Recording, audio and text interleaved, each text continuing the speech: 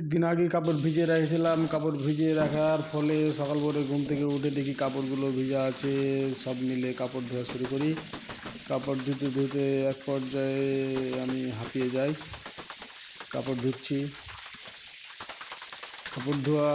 কাপড় ধুতে হবে, কারণ হচ্ছে কাপড় না ধুলে তো কী করবো। তাই কাপড়গুলো সবগুলোকে সুন্দরভাবে খাঁচে হুইল দিয়ে ডুবা ছিল, তাই সুন্দর করে অত বেশি খাঁচে কষ্ট করা যাবে না। নিজেই কষ্ট করে নিজের কাজ নিজে করছি।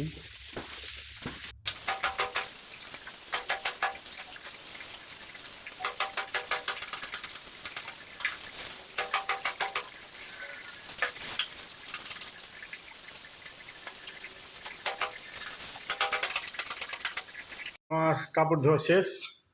বউ নাই তো, নিজেকে কাপড় ধুতে হয়েছে।